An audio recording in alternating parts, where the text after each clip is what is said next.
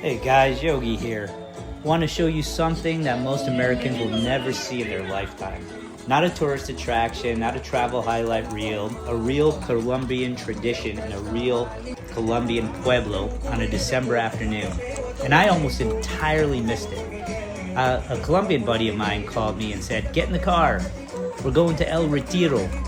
I had never been, so I didn't know what to expect. I just said, "Yeah, let's go." Because after 23 years living between the United States and Colombia, I've learned that the best experiences of my life have always started with someone saying, "Get in the car." So that's the first thing Colombia taught me. Say yes first, figure out the rest later. So El Retiro is a small pueblo about an hour outside of Medellín in the mountains of Antioquia.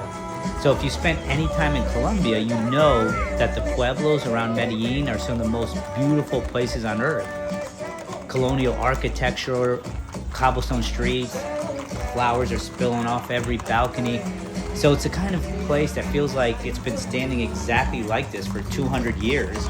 And somehow the people who live there are completely at peace with that. No rush, no urgency, no feeling that life needs to be somewhere else.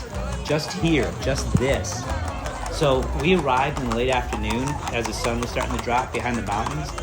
And my friend drove us there with 3 other people. And the moment we turned into the center of town, that's when I understood immediately why he told me to get in the car. The streets were already packed. Every restaurant was full. Music was coming from every direction. Smell of food and wood smoke and the particular energy that only exists when an entire community decides today is worth celebrating. So I've been to events in the U.S., concerts, festivals, parades, sporting events, all my life. And I want to say something that might be uncomfortable for some people to hear. None of them feel like this. None of them have this quality of presence. In America, we attend events, we consume them, we film them for our social media, and then we share them and move on to the next thing. Here in El Retiro, on that December afternoon, week of Christmas, nobody was consuming anything. Everybody was just living it fully, completely, without a barrier between themselves and the moment. So that's the distinction that took me years to understand and even longer to be able to put into words. And then the horses came. And I'm not talking about a parade in the American sense. No barriers keeping the crowd back, no designated viewing areas, no security telling you where to stand. You know, it's just watching the horses and the people move through those cobblestone streets, surrounded by colonial buildings and Christmas lights and hundreds of celebrating Colombians. I mean, there was literally probably 400 or 500 horses in that parade. It went for hours. It was just one of those moments where you stop thinking and just feel. So children on their father's shoulders were reaching out to touch the horses when they were passing by. Old men in traditional cowboy hats, women in colorful dresses moving through the streets. That was playing, they're moving to the music that was just playing somewhere in the crowd. So everywhere, everyone together in the street, the way Colombians have always come together, completely, loudly, joyfully, and without reservation. So I stood there watching, and I thought about something I think about often. In the U.S., we have slowly engineered the spontaneity out of our communities.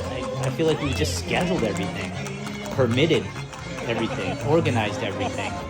And in doing so, we've just lost something that's very difficult to get back. The ability to simply show up for each other without a ticket, without a plan, without a reason beyond, this is our town and today we celebrate. Here in El Retiro, nobody needed a reason. The horses came through the street and the people came out of their homes. The restaurants came alive and everybody stood together on the cobblestones and they were simply present for each other. It's not a small thing, it's actually everything.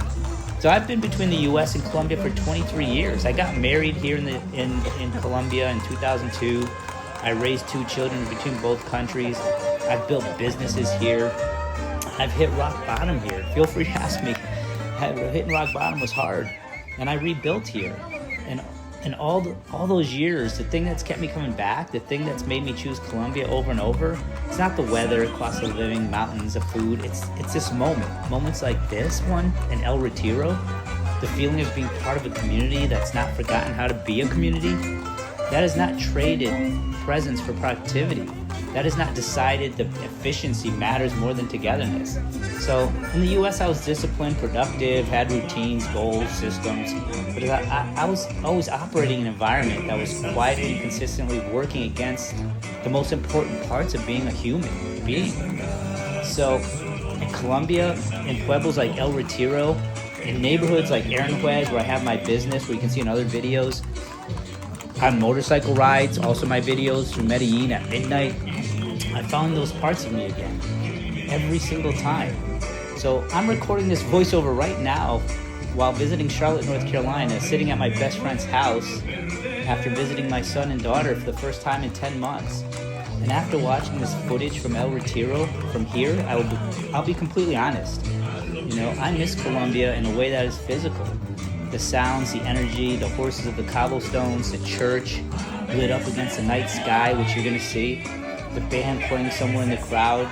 It's not something I could find here, no matter how much I love being with my kids, and no matter how familiar America feels.